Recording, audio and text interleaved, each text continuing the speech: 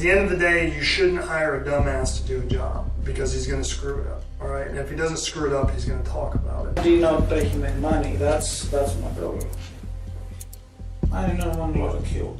I tried to get married with her for at least 3 years. I loved her, still love her. Laura Griot est née le 17 août 1978 à Baltimore, dans l'État du Maryland, aux États-Unis. En 2008, elle divorce et élève seule ses 2 enfants, un garçon et une fille. En 2010, alors qu'elle joue à des jeux vidéo en ligne, Laura fait la connaissance de John McCreese, un homme d'affaires d'origine grecque installé aux États-Unis après avoir suivi son épouse Stella. Ancien militaire, John a quitté l'armée pour lancer une entreprise de construction au Texas. À ce moment-là, Stella est enceinte, mais leur mariage bat de l'aile. Laura et John commencent à échanger régulièrement par messages, email et appels téléphoniques. Après 6 mois de relation à distance, Laura prend la décision de s'installer à Rowlett, au Texas, avec ses enfants, pour se rapprocher de lui. John est déjà père d'un garçon, et l'enfant que porte Stella s'avérera également être un garçon. Lorsqu'elle découvre la liaison entre John et Laura, Stella lui pose un ultimatum. Elle ou Laura. John choisit Laura. Par la suite, il ne verra que très rarement ses enfants, Stella ayant déménagé à Atlanta. À son arrivée au Texas, Laura cumule 2 emplois pour subvenir aux besoins de sa famille et payer le loyer de son appartement. John se montre attentionné et d'un soutien précieux pour elle et ses enfants. Laura est alors pleine d'espoir quant à leur avenir commun. Peu de temps après le début de leur relation, Laura tombe enceinte, alors même que l'ex-femme de John, Stella, attend également un enfant. Leur histoire s'est développée très rapidement. Laura donne naissance à une petite fille prénommée Maria, au grand bonheur de ses parents. John s'investit pleinement dans son rôle de père, n'hésitant pas à changer les couches, à s'occuper de sa fille ou à l'amener au parc. À la naissance de Maria, Laura et ses 2 aînés emménagent chez John, la séparation avec Stella étant désormais officielle. Elle devient mère au foyer et consacre son temps à s'occuper des 3 enfants de cette famille recomposée et épanouie. Elle propose également à son frère cadet, Brian, autiste et malentendant, de venir vivre avec eux. John accepte volontiers cet arrangement. Le couple fonde une entreprise de rénovation et en novembre 2014, il s'engage également comme bénévole auprès de la police locale. Ils y participent à diverses tâches, gestion administrative, surveillance de quartier, assistance lors de recherche et sauvetage, ainsi que verbalisation pour stationnement interdit. Mais avec le temps, des tensions apparaissent. En juin 2015, les proches de Laura remarquent qu'elle semble de plus en plus triste, tandis que John, lui, devient possessif et jaloux. Alors qu'il est en déplacement, Laura prend la décision de rompre. Plutôt que d'attendre son retour, elle choisit de lui annoncer la fin de leur relation par email. Dans son email, Laura exprime les difficultés qu'elle a traversées au cours des 4 dernières années, notamment durant sa grossesse. Elle évoque les doutes exprimés par John et sa famille quant à la paternité de la petite fille, allant jusqu'à exiger un test de paternité, ce qui l'a profondément blessée. Elle revient également sur leur vie quotidienne, sur une relation marquée à la fois par de beaux moments et par une dégradation progressive de leur vie de couple. Laura ne supporte plus les disputes incessantes ni l'impact négatif que cela peut avoir sur leurs enfants. Elle explique qu'elle ne souhaite plus continuer ainsi. Elle lui annonce alors sa décision de quitter le Texas, dans l'espoir de trouver de meilleures opportunités professionnelles et d'assurer un avenir plus stable à ses enfants. Elle lui demande un peu de temps pour pouvoir économiser et se préparer au départ, ajoutant qu'elle a déjà abordé le sujet avec les enfants. En réponse à ce message, John rentre immédiatement et tente de la convaincre de rester et de sauver leur couple. Pour une raison inconnue, Laura accepte finalement de rester. En juillet 2015, John la demande en mariage devant les 3 enfants et Brian. Elle accepte.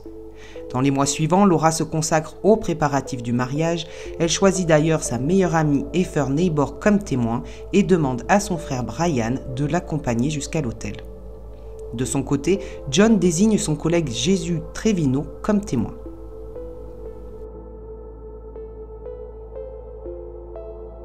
Le vendredi 13 novembre 2015, à seulement 8 jours du mariage, Laura commence sa journée comme à son habitude. Elle se lève pour emmener les enfants à l'école. Pendant ce temps, John part faire des achats pour leur entreprise en compagnie de sa mère, se rendant au magasin Home Depot. D'ordinaire, Laura est de retour chez elle entre 8h10 et 8h20. Ce jour-là, John tente de la joindre à 8h39, puis à 8h46, mais elle ne répond pas. À 9h50, John, sa mère et 2 de ses collègues, James Villeda et Jesus Trevino, sont filmés par les caméras de surveillance du Home Depot de Lemon Avenue à Dallas, situé à 44 minutes du domicile. Après leurs achats, ils se rendent dans un second magasin Home Depot sur Forest Central Drive à 22 minutes du premier, comme le confirment les enregistrements de vidéosurveillance. À 11h30, l'école contacte John pour savoir si quelqu'un va venir récupérer la petite Maria. Inquiet de ne toujours pas avoir de nouvelles de Laura malgré plusieurs appels, John demande à un voisin d'aller vérifier si elle est à la maison. Pendant ce temps, Brian, le frère de Laura qui dormait encore, se réveille et découvre horrifié le corps d'une femme gisant dans une mare de sang sur le sol de la cuisine. Elle serre un sac à main dans ses mains. Dans un premier temps, Brian ne reconnaît pas sa sœur et il pense qu'il s'agit de la mère de John. Pris de panique, il sort de la maison et compose immédiatement le 911. Peu de temps après, le voisin ainsi que la police arrivent sur place. En attendant l'arrivée du médecin légiste, les enquêteurs constatent qu'aucune effraction n'a été commise, ce qui suggère que la victime connaissait probablement son agresseur.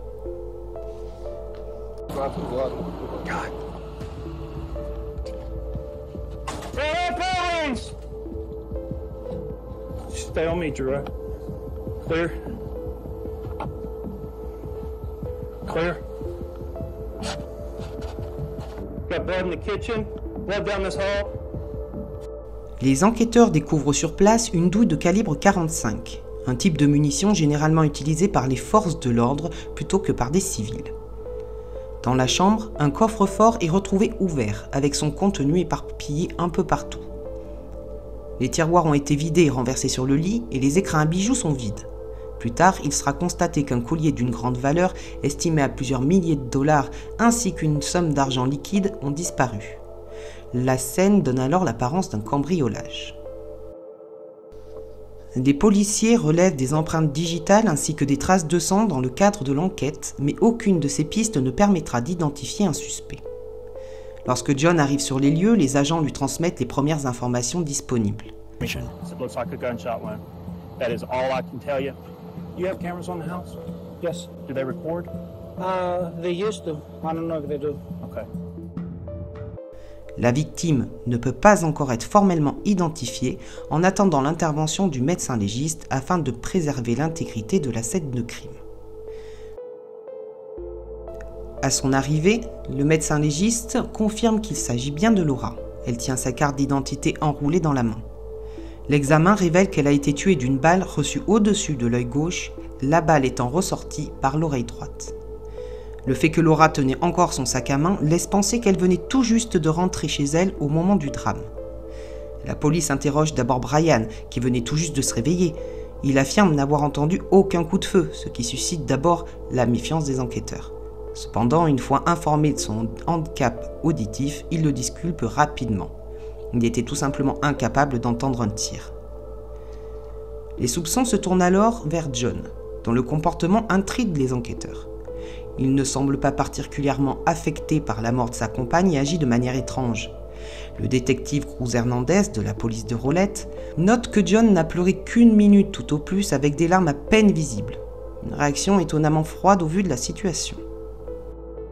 Enemies that they have and any suspicion of who may be responsible for this attack in the house. Do they owe money? Do they have enemies? And he gives no indication of any motives or suspects. He said that there was about $8,000 or $9,000 that was kept in the safe.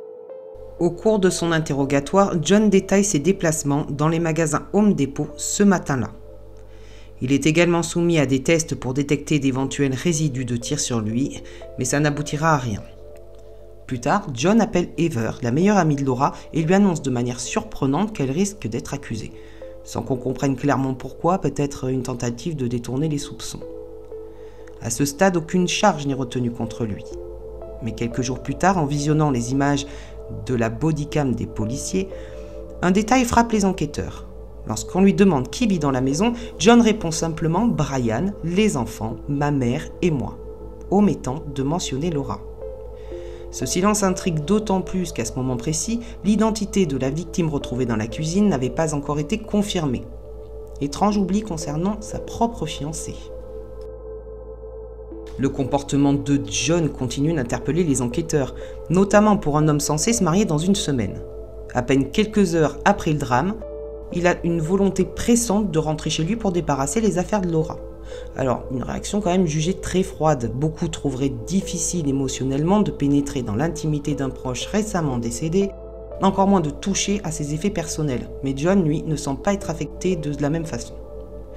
Plus troublant encore, il suggère de réutiliser les fleurs initialement prévues pour le mariage pour les funérailles. Une idée d'ailleurs qu'Ever, la meilleure amie de Laura, trouve profondément choquante. Et je la comprends. Il aurait également proposé à son voisin de l'aider à nettoyer le sang de la cuisine. Devinez avec quoi? À l'aide de la brosse à dents de Laura. Parallèlement, les enquêteurs interrogent James Villeda, l'un des collègues présents avec John le matin du meurtre. Rien de suspect ne ressort de l'entretien, mais les policiers proposent de le raccompagner à son hôtel. Une fois sur place, l'un des détectives lui demande autorisation de fouiller sa chambre pour le disculper, ce qu'il accepte. Toutefois, au fil de la fouille, l'atmosphère devient de plus en plus tendue. Évidemment, puisque sous le lit, les enquêteurs mettent la main sur un sac à dos contenant des gants et plusieurs téléphones portables jetables. En approfondissant leurs recherches sur l'entourage de John, la police découvre que ses deux collègues, Villeda et Trevino, sont en réalité des délinquants S condamnés. Pire encore, Trevino, après avoir été expulsé du pays à la suite de sa condamnation, serait revenu illégalement aux États-Unis. L'enquête se poursuit, notamment grâce à l'exploitation des téléphones jetables retrouvés. En retraçant les déplacements de Trevino et Villeda, la police découvre qu'ils se trouvaient à Rolette le matin du meurtre, ce qui contredit formellement leur version initiale selon laquelle ils auraient passé la matinée à Dallas. And he texted me, don't be late, whatever. Don't be late to 8 o'clock. We were gonna meet up at Home Depot. Which one? In Dallas. Les données de géolocalisation montrent que l'un des téléphones a borné à 2 reprises près de Towers, un endroit situé à seulement 1,5 km du domicile de John et Laura. Une première fois à 8h15, puis à 8h20. Ces éléments ont suffi à inculper les deux hommes. Par ailleurs, l'analyse d'un autre téléphone indique que John se dirigeait, lui, vers Dallas aux alentours de 7h30 ce matin-là. Le 17 décembre 2015, soit 5 semaines après la mort de Laura, un mandat d'arrêt était mis contre Trevino. Non pas encore pour le meurtre, mais pour ne pas s'être enregistré comme délinquant S et pour être revenu illégalement aux États-Unis. Mais Trevino disparaît subitement. Les forces de l'ordre décident alors de faire appel aux médias pour recueillir des informations permettant de le localiser. La stratégie s'avère payante. L'ex-petite amie de Trevino prend contact avec les autorités. Elle leur révèle qu'elle avait déposé une déclaration le 13 décembre, soit un mois avant l'arrestation, pour signaler que Trevino lui avait confié avoir été embauché pour commettre un meurtre. Selon ses dires, son patron lui aurait proposé 15 000 $ pour tuer sa compagne, ou 5 000 $ s'il trouvait quelqu'un d'autre pour le faire à sa place. Elle ne connaît cependant pas le nom ni du commanditaire, ni celui de la victime, ni l'adresse concernée, mais elle affirme avoir pris cette déclaration très au sérieux. Malheureusement, les enquêteurs n'ont pas cru à son témoignage à l'époque, et ce malgré le fait qu'elle l'avait fourni avant le meurtre de Laura. À ce stade, on peut penser qu'un lien aurait pu être établi bien plus tôt entre cette déclaration et l'implication de Trevino dans un homicide, si un rapport sérieux avait été fait dès le départ. Au cours de la fouille du compte Google de Trevino, les enquêteurs tombent sur une photo intrigante. Une femme tenant une arme identique à celle utilisée pour tuer Laura. Il s'agit d'une ancienne compagne de Trevino, une autre, résidant dans le Colorado.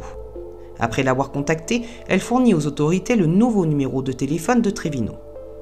Cette précieuse information permet de localiser ce dernier à Clearwater, en Floride, où il est arrêté le 1er avril 2016. Il est ensuite transféré à Dallas. Les enquêteurs découvrent également sur ce compte une photo de la pièce d'identité d'un homme nommé Ramon, qui affirme bien connaître Trevino et avoir déjà travaillé pour John. Selon lui, il lui aurait confié que son patron lui avait proposé 15 000 $ pour tuer sa compagne. Je trouve qu'il parle beaucoup ce Trevino quand même, à beaucoup de monde, un peu trop. Enfin, tant mieux pour la justice. Ramon guide alors la police jusqu'à l'appartement où la fameuse photo de l'ex-petite amie avec l'arme a été prise. Ce logement appartient à l'ancien colocataire de Trevino, qui confirme aux enquêteurs que ce dernier lui aurait demandé de conduire la voiture lors de la fuite après le meurtre, mais qu'il a refusé. Le 9 mai 2016, c'est au tour de James Villeda d'être arrêté. Lors d'un interrogatoire mené par la police et un Texas Ranger, il finit par tout avouer. Villeda explique qu'il connaît Trevino depuis longtemps et que ce dernier l'a contacté pour lui demander d'être le chauffeur lors du meurtre. Il révèle également les détails de la planification minutieuse orchestrée par John. Le timing exact, les itinéraires à emprunter pour éviter les caméras de surveillance et même l'achat d'un véhicule dédié, une Kia spécialement utilisée pour fuir les lieux du crime. Plus troublant encore, le meurtre n'était pas leur premier essai. Selon Villeda, 3 tentatives précédentes avaient échoué, notamment l'une d'elles à cause d'une porte de garage voisine restée ouverte, compromettant la discrétion de l'opération. Le matin du 13 novembre 2015, John envoie un SMS à Jésus Trevino pour l'avertir que lui et Laura ont quitté la maison.